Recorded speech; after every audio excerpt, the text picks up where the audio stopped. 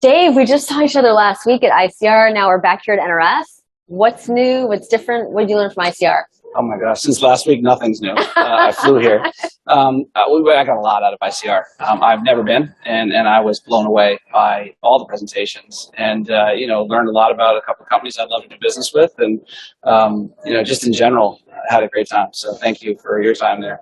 Well, it was interesting to hear retailers' voice, right? Because I think I probably was asked at least 24 times, are we going to a recession this year? And as I'm taking out my crystal ball, but I think that everyone's trying to figure out how to fund the projects that they want to do. Yes. With, kind of what they have allocated, but they're realizing that they don't necessarily have enough to fund everything they want to do. And so I think that's why it was so interesting to see, some of the conversations that we had with, really the C-suite and LogicSource. And they're like, wow, this is interesting. I didn't even know, right, that you had this. So maybe tell us how the conversation has changed with, whether it's the CEO, the CFO, et cetera, from last year to this year already, because I do feel like there's a directional change. And then I have a follow-up to that. Yeah, agreed. I think last year the sands kept shifting under their feet, and CFOs were having a hard time forecasting, and nobody knew what tomorrow was going to bring, what was around the corner. And this year, folks seem to be stabilizing on something's coming that's going to be potentially negative. So let's dig in and be more efficient. And I think bad is okay and good is okay, but instability isn't okay. They freeze.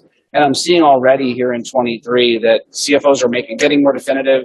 CEOs are trying to figure out how to fund those projects, as you've said. And what I found interesting at ICR was everybody talked about operational efficiencies, but I didn't hear one plan. I just heard, hey, it's one of our top 4 initiatives, but nobody said, I've got a team on it, I've got someone assigned, I've got a timeline, I didn't hear that. And I think they're all going to need to turn these great PowerPoints into action immediately. Well, I think the question that I saw that kept coming up was who owns this, right? Because it goes across disciplines. And so this idea of kind of like the either cost takeout, efficiencies, operational efficiencies. And I think in some ways everyone's looking for the, silver bullet, magic fairy dust, whatever you want to call it. And I think that's in some ways where LogicSource comes in, because you can help, I think, raise to a fairly senior level some of the inefficiencies, cost savings, et cetera, that they're not thinking about day to day. Yeah, I think a couple things there. One, it's very hard from within to analyze how efficient you are, because no matter how hard you try, you kind of can't see the forest for the trees when you're in your own organization. This is why we have financial advisors, because it's the age-old someone who was defending himself in court as an idiot for a lawyer. Well, it's the same thing when it comes to financial management, and I think having an internal stakeholder try to drive efficiency projects is really challenging. They have to be sponsored by the C-suite, and I think what we found over 14 years of doing this is CFO is key. And it's not that chief procurement officers aren't awesome and don't have what it takes. The problem is that in typical organizations, a chief procurement officer can't tell a CIO or a CMO what they can and can't do. A CFO can. And I think that's key, is having that top-down mandate to say, we are going to be an efficient organization. We're going to push and challenge our suppliers and the things we spend money on to unlock EBITDA enhancement or fund future innovation. Yeah, it's been, like I said, it's been a fairly consistent theme where I think that, especially if you work with a lot of chief, innovation officers, chief strategists, right? There's a lot, right? I mean, we're here at NRF, we're just at ICR, right? There's a lot of new technology and innovation that, they're like, we at least need to do a POC or something like that. But going back to, I think the CFO is increasingly using the word no. And so, which I think is their prerogative. And so there's this new idea around kind of like found money. So, we talked about, right, retail media, data monetization, but then looking at the costs you have, what you can consolidate, use a different vendor, just thinking about things in general. Like you said, it's really the CFO who's the one who's got that purview. Absolutely. And I think, organizations, large and small, have to attack goods not for resale in general to unlock profit improvement. Just walk the floor downstairs and all this great innovation, how are you going to pay for it? And one of our CEOs, I think I told you this story at ICR, when I first met with him, said to me, boy, when I first took this meeting, I thought this was a total waste of time. Indirect procurement, GNFR, that's priority 99. About an hour into our meeting, he said, I really thought this was a waste of time. And now that we've spent time together, it is priority 99. but it'll fund priority 1 through 4. So I don't want my team doing it because I don't have enough resources. I want you guys to go do it and go get me the money so I can fund the things I need to do. And I think that's the key, is this area of goods not for resale or indirect procurement is always under invested in the enterprise, and it can unlock unbelievable profit improvement without breaking it, which I think is what's the critical part. Well, also too, isn't easier for them. I mean, I think right. That's why folks hire consultants and whatnot. Oh, it's them, right? They're the ones who are making these decisions to take these costs out. Do you find there's a bit of that? And then also, when you're explaining, at least internally, some of the, let's just say the ahas you've had, how do you lay that out so that they can kind of communicate that internally in a way that, seems, heartfelt and whatnot? Yeah, I think the first thing, there's a big misconception in the space, and I think it's been caused by a lot of consultants. Everybody and their brother is a profit improvement consultant these days, and having been a consultant in the past, and not one now, consultants don't buy anything, and they don't do anything. So they tend to sell really expensive PowerPoint and just take out a hatchet and say, you can cut here, here, and here. And that, interesting, again, doing this for 14 years, we find about 65% of our cost takeout comes from incumbent suppliers. Which is interesting, without changing suppliers. It's just giving those suppliers a bigger basket, making sure you're paying the right amount for things, I think is critical. And it's not about necessarily cutting. And I think a lot of CFOs are taking the hatchet to staff, and your scarce and high value resources, aren't the place to start when driving profit improvement. Try to keep as many people employed as you can. Let's take the money out of our, what we're paying to our suppliers. And look, there was a lot of price gouging in the last 2 years. There was some legit inflation, but there was a lot of price gouging, and we got to unlock that. Yeah, it's interesting. I was very honored to at Retail ROI, the Retail Orphan Initiative, where there's, a big give back. And the whole kind of presentation was like, we're talking about live streaming, the store associates are so important.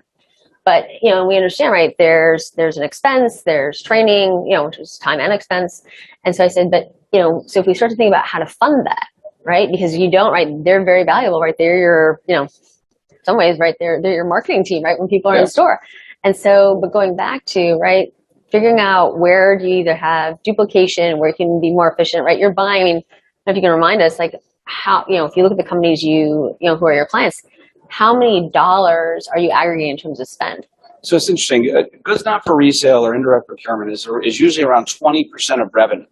Wow. So it's a big number. And there's usually somewhere between 5 and 15% of unlock in that area. So you're talking about very large, pools of investment dollars. Our clients are typically in any given year saving between 15 and 70 million.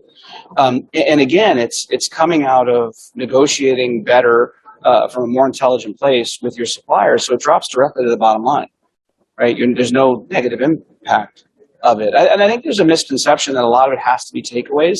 It doesn't. Just our procurement partners within our clients are understaffed, period.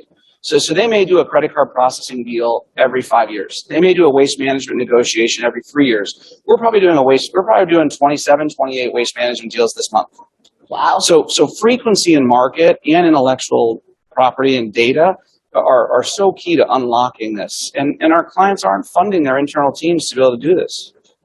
One thing I thought that was interesting that came up at ICR was where you and I were talking to a few executives, and there was a little bit of confusion over what exactly is goods not for resale. So can you remind us? Sure. So you think about, we have clients like Tractor Supply and Lulu and Gap and designer brands and Big Lots, and, I can keep going. We don't buy anything they sell. So, we negotiate and buy all the stuff they don't sell that enables them to sell. That's things like marketing, packaging, store development, facilities maintenance and repair, distribution logistics, IT, corporate services like benefits and legal and temp labor and things of that nature. And that's all the stuff that just keeps the business open. So there are a lot of questions around fabric. How do you, where do you put that in terms of cost? Not me. There's better people than that than us. So you think about a merchandising department that will be potentially hundreds of people that know how to buy those things all over the world, and that's what our retail clients spend their scarce resources on. We don't do that. their intellectual property. They better be the best at that because that's their brand promise. We do all the other stuff that is not as sexy, but you have to do. Well, and that's the thing. I think because it's, it's like supply chain, right? I mean, it's not sexy, but the amount of dollars you can unlock, the people in the organization who can continue to be in your organization because you found, these dollars, it's pretty significant. So once again, if you look at, kind of the last few years, right, during the, crisis and the pandemic, where did you find cost takeout opportunity, and how do you think that changes as we're, kind of continuing to get back to what we were doing in 2019? Yes, so it really is across the board. It's interesting when we look at our savings, and so we might have a client that has 160 projects this year. That there may be one number. We're going to take $47 million out of the business, but that may be literally 150, 160 projects that add up to that amount. And the savings come from all over. We've seen savings in health benefits. We've seen savings again in credit card processing, packaging, distribution, logistics, IT. There can be a lot of waste in things like IT, where you have software maintenance licenses you're paying on licenses you're not using. There's been a lot of COVID interesting stuff that's still laying out there where people aren't coming to work the way they used to, but we're still paying for things like toner in every office and things of that nature. But the savings really do come from all over the enterprise when we get into one of these client situations. It actually is interesting. I mean, the fact that we're also paying for offices to be open where you may not need that, or if there's a way you can share hot desk or whatnot. Yeah. I mean, that to me is, could be really significant, especially when you look at real estate costs for some of these guys. Absolutely.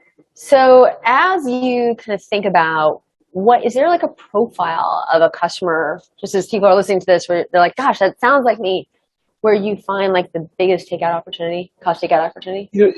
Years ago, I would have said, a couple $2 billion and up in revenue would be the right sweet spot for us. But we've launched our technology business, One Market, and One Market is a 5-module SaaS platform that is now standing alongside of our professional services business. So One Market allows us to go smaller and help earlier stage companies buy like the big guys. So I'd say in our retained professional services business, our clients are 2 to 50 billion.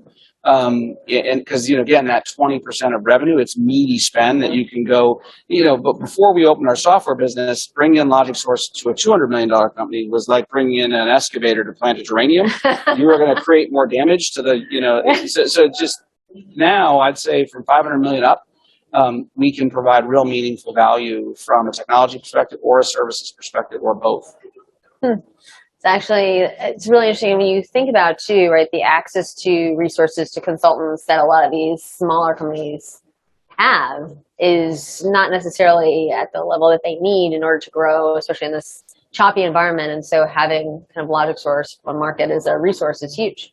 Absolutely. And I would say to anybody listening, be careful writing a check to start a cost takeout initiative. And if you have a firm coming in telling you that they can add value, you're asking if they actually buy anything. Because a lot of these folks will come in and do analysis for you and just put 10% on everything and then leave. And you're left with what you knew before they started. You don't have the resources to do this yourself. You don't have the data and know-how. You don't have the benchmarking capability. You need to make sure you have an execution-based partner that can come in and help you actually go get the money and make sure your CFO agrees it's in the P&L, because that's what a savings is, not a piece of PowerPoint. The CFO saying it's hit the P&L. So if you think about that, is there a characteristic, and after you identify these opportunities, who is kind of helping with not only the execution, but just making sure everything's the trains keep running on time? Yeah, I would say the linkage with FP&A is absolutely critical, because I've never met a finance organization that didn't roll their eyes when we talk about procurement savings. They're tired of lost savings reports and identified savings. Very bad word in our business. So partnership with FP&A is critical to make sure that the projects that we're working on actually find their way into the P&L, and also that typically finance is partnering to make sure that the other executives in the organization play along and help those projects come to fruition. All right, so we're going to wrap up. As you think about your experience at ICR and now at NRF, what's different than what you expected, and is it good or bad? Oh, I didn't expect this question. I can't believe the scale of NRF. I've never been. Yeah. And I'm blown away by the scale. It's hard to meet anybody here, but it's just incredible. And retail is alive and well. Clearly, people have been predicting the death of retail for years, and you walk through here, and it is not dead. I think ICR, watching all of the CFOs and CEOs present their outlooks for 23, I think it's going to be an interesting year for retail. I think there's some rough seas ahead. But I was really blown away by the leadership of all these companies, and I think there's a lot to be excited about in 2023 as it pertains to the retail segment in general. Yeah, I mean, it was interesting. I will say, and then I was also at CES, you know, as we look at what retail is thinking about, right, they're looking at kind of new channels, more ways for you to help and leverage your, but like we're seeing this like retailization of healthcare. And so, right, they're starting to bring in, I mean, it goes back to, right, they're starting to bring in new sources of revenue and new ways to either partner or just new lines of business. But it's areas that they haven't worked in before. They may have, you know, kind of, you know, concentric circles, but we're seeing that. So that I think is really interesting because that to me is the market really where you have a lot of opportunity to take out cost. And then as we think about, right, you're starting to see people get back together in person for the first time. In some cases, I mean, right, we're here at NRF. It's been amazing to see people who haven't seen each other. Well, number one, they've never met each other, right? Or number two, they're seeing each other for the first time in 3 years. And that's been like, seeing that. So, and once you get back together, right, we've all had, you know, kind of our individual experiences. They're all looking at their companies different now and what it means and, you know, who you want to be in the future. So, Dave, I've learned so much from you in terms of how to, you know, right, we at Coresight love to help retailers find, you know, technology solutions to really make a difference. Right now, I think there's a challenge to fund those. Yeah. And so if I can be like, have Dave come in and like, let's help us fund this. Let us pay for them. It's really fun. Well, and we'll do all the work up front on our nickel to show them what's possible. So I think that's key too. I'd say, well, you're taking a lot of work off their hands. You're showing them a number, and then you can go ahead and execute it. I mean, it doesn't get better than that. Thank you for joining us. So great to see you 2 weeks in a row. Appreciate it. What are we doing next week? Take care, everyone. Thank you.